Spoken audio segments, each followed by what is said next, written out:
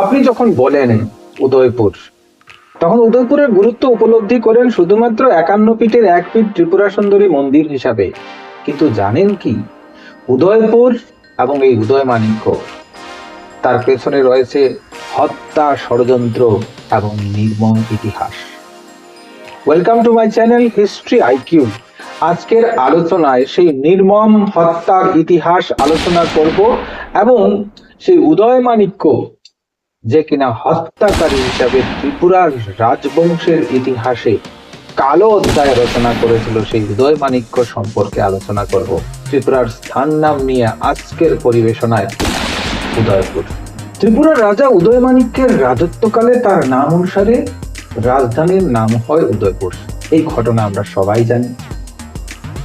এই উদয় মানিক্য মানিক্য রাজকীয় উপাধি গ্রহণ করলেও তিনি মহামানিক্য প্রতিষ্ঠিত মানিক্য রাজবংশের কেউ ছিলেন না। তাহলে প্রশ্ন জাগে, কে ছিলেন এই উদয় মানিক্য? শ্রেণীমালার একটা পংক্তি থেকে বোঝা যায় যে কে এই উদয় মানিক্য ছিলেন। গোপী প্রসাদ নারায়ণ পূর্ব নাম ছিল, উদয় মানিক্য নামের নিকটি পূর্ব। রাঙামাটি নাম দেশ ছিলেন পূর্বে, উদয়পুর আপন নাম করিল দেশের। তাহলে শ্রেণীমালা থেকে বোঝা যায় যে এই উদয় মানিক্য ছিলেন গোপী প্রসাদ। আরো স্পষ্ট হবে গোপী প্রসাদ কে ছিলেন। এই গোপী প্রসাদ ছিলেন রাজা বিজয় মানিক্যের সেনাপতি। এবার আসছি যে এই বিজয় মানিক্য থেকে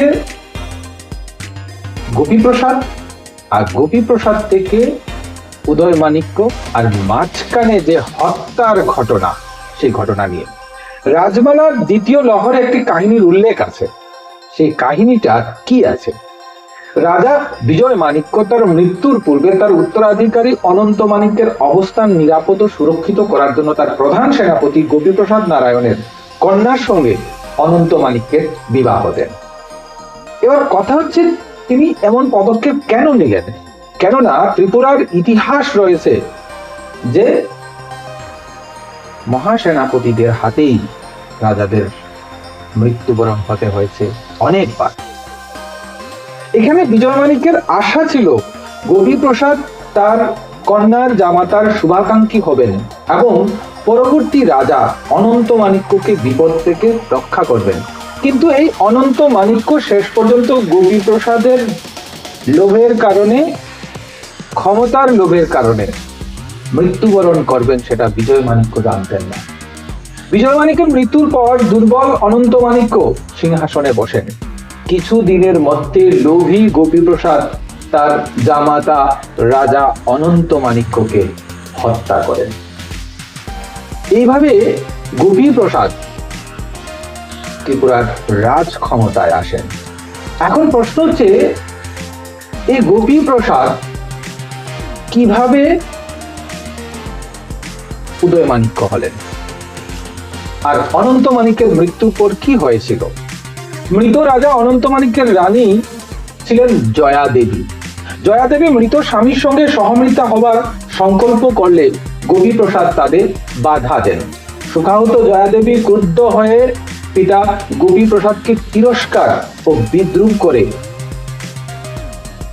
বলতে লাগলেন, কি বলেছিলেন তিনি বলেছিলেন, রাজার সঙ্গে যাইবারে না দিলে পাপিষ্ট। তিনি পাপিষ্ট বলছেন কাকে? তার পিতাকে। অনন্ত মানিক্য বধি তুমি হইলে তুষ্ট, স্বামী মারি রাজ্য নীলা, স্ত্রী মাত্র সার, এই বলিয়া রানী যার পাঠে উঠিবার। রাম নাম লইয়া রাজা পাঠ হনে নামে, সিংহাসন তুলি নিল চন্দ্রপুর গ্রামে। রাজা বলে, তোমার স্বামী পাঠে তুমি থাকো, চন্দ্রপুর গ্রামে আমি পাঠ করিবে। রাজাকে হত্যা করে তুমি রাজ্য নিলে, এবার রাজার রানীকেও নাও, অর্থাৎ রাজার স্ত্রীকে নাও। এই বলে স্বামীর হত্যাকারী নিজ পিতাকে বিদ্রুপ করে তার পত্নী হিসাবে গোপী প্রসাদের বা পাশে সিংহাসনে বসতে গেলে গোপী প্রসাদ দ্রুত সিংহাসন থেকে নেমে এসে শোকান্মাদ কন্যাকে এই রাজবাড়িতে রেখে চন্দ্রপুর গ্রামে গিয়ে সিংহাসন স্থাপন করেন। কারণ প্রথমে তিনি পিতা এবং তিনি তার জামাতাকে হত্যা করেছেন, সেই হত্যাকারী হিসাবে তার বিবেক হয়নি সেই রাজপাটে বসার। এর জন্য চন্দ্রপুরের সিংহাসন স্থানান্তরিত করেছিলেন। রাজা বিজয় মাণিক্য অনন্ত মাণিক্যের রাজপাট ছিল রত্নপুরে। গোপীপ্রসাদ তার কন্যাকে বলেন, রাজা বলে তোমার স্বামী পাঠে তুমি থাকো, চন্দ্রপুর গ্রামে আমি পাঠ করিবে। উদয় মাণিক্য নামে হইল নরপতি, রাজবংশ মারিয়া সে করিল অখ্যাতি। রাঙামাটি নাম রাজ্য পূর্বাব্দি ছিল, উদয় মাণিক্য বোধি উদয়পুর হইল। রাজবাংলার দ্বিতীয় লাহরে উদয় মাণিক্য খণ্ড 1930 খ্রিস্টাব্দে উদয়পুর বিবরণ গ্রন্থে ব্রজেন্দ্রচন্দ্র দত্ত একটি চমৎকার তত্ত্ব দিয়েছেন।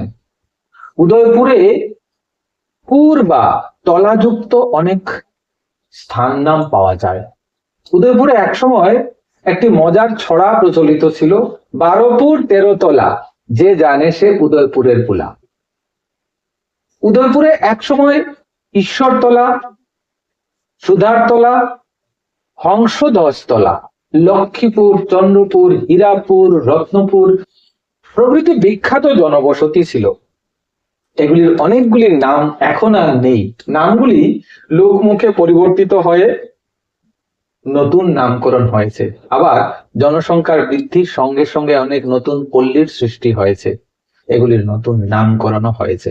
তাহলে এই ছিল উদয়পুরের সেই উদয়পুর নাম হওয়ার রক্তাক্ত কাহিনী, যেখানে অনন্ত মাণিক্যকে হত্যা করে উদয় মাণিক্য, বা যাকে আমরা রাজার হত্যাকারী গোপীপ্রসাদ নারায়ণ হিসাবে জানি, সেই গোপীপ্রসাদ নারায়ণ, যার মাণিক্য পরিচয় না থাকলেও সে মাণিক্য উপাধি নিয়ে উদয়পুরের নামকরণ করেছিল। উদয়পুরের পবিত্র ত্রিপুরা সুন্দরী মন্দিরের অবস্থান আর উদয়পুরের নামকরণ, এই দুইটা নামকরণ বিপরীত ধর্মী, তবুও উদয়পুরের নাম বা উদয় মাণিক্যর নাম হয়তোবা পবিত্রভাবে নেওয়া হয়। আপনি যদি উদয়পুরের হয়ে থাকেন অবশ্যই কমেন্ট করেন, উদয়পুরের নামের সঙ্গে কোনো পবিত্রতা রয়েছে কি? তাহলে আগামীতে এই দাবিও উঠতে পারে উদয়পুরের নাম পরিবর্তন করার। সেখানে মাতাবাড়ি যেভাবে বলা হয়, তাহলে মাতাবাড়িই থাক। এই কলঙ্কজনক অধ্যায় জানার পর আপনার অভিজ্ঞতা কমেন্টে লিখুন। আর নিজের জায়গার, ত্রিপুরার যে জায়গাতে থাকেন, আপনার জায়গা লিখে কমেন্ট করুন। যদি তথ্য জোগাড় করি আমি অবশ্যই সেই বিষয়টি নিয়ে আলোচনা করব। সবাইকে নমস্কার। ভিডিওটা দেখার জন্য কৃতজ্ঞতা প্রকাশ করছি। আর চ্যানেলে নতুন হলে অবশ্যই চ্যানেলটা সাবস্ক্রাইব করবেন, কেননা হিস্ট্রি আইকিউ ত্রিপুরার চ্যানেল, আপনার চ্যানেল, নর্থ ইস্টের চ্যানেল, ইতিহাসের চ্যানেল। সবাই ভালো থাকবেন। জয় হিন্দ, বন্দে মাতরম।